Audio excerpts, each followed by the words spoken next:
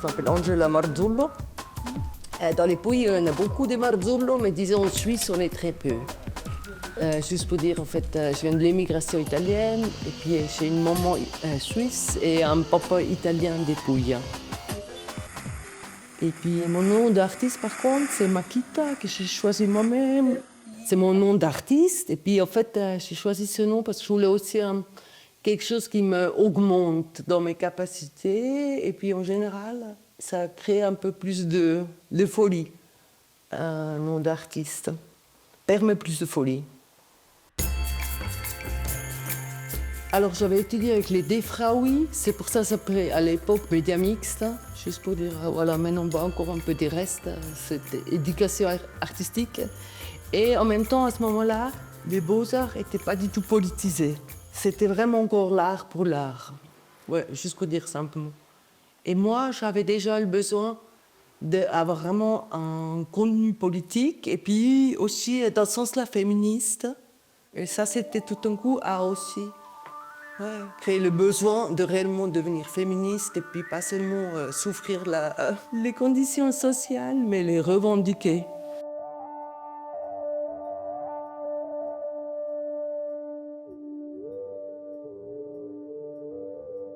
La bombe A, pour moi, c'est vraiment la fin du patriarcat. Comment dire, c'est ça. Ça veut dire, OK, le patriarcat, il est décédé, il est mort, on l'a effacé avec tous les systèmes possibles. C'était un peu ça mon idée avec la bombe A. Et tout d'un coup, on peut recommencer avec autre chose, quoi. Un nouveau monde peut se construire, quoi, sur les ruines, quoi. La nudité dans l'art, avant, c'était que les hommes faisaient sur les femmes. Et là, on a aussi une nudité dans l'art qui est auto-choisie d'une certaine manière, auto-assumée. Et puis c'est une autre nudité que la nudité classique, disons ça. Elle est déjà déviante, quoi.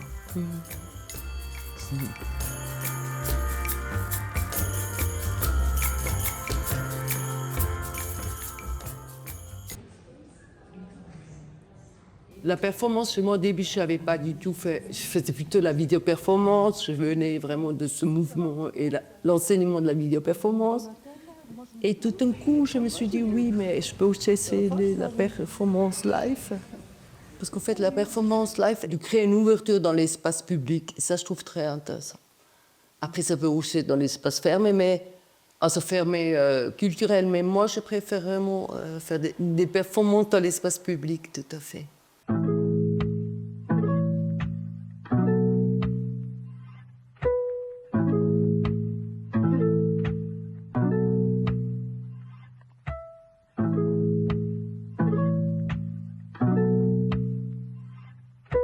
Tout à coup, le corps est devenu central parce qu'en fait, il est comme il est. Tu peux pas tricher sur le corps et la corporalité. Ça, c'était important aussi pour moi.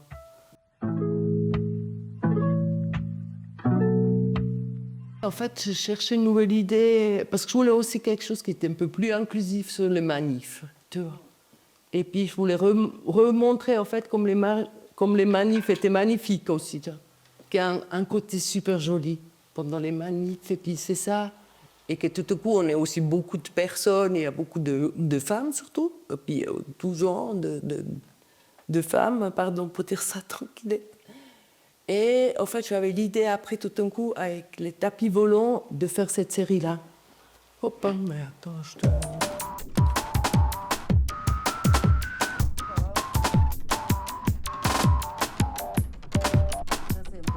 On est passé au tapis volant, à ce qui porte sur toutes les générations aussi.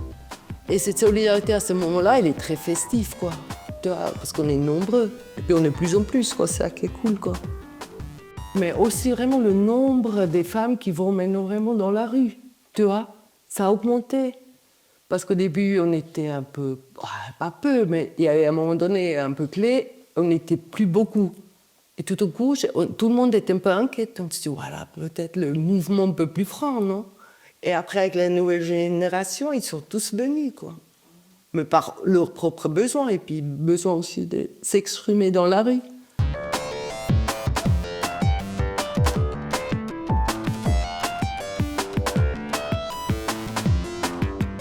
Mon slogan éternel, never give up. C'est vraiment ça, non?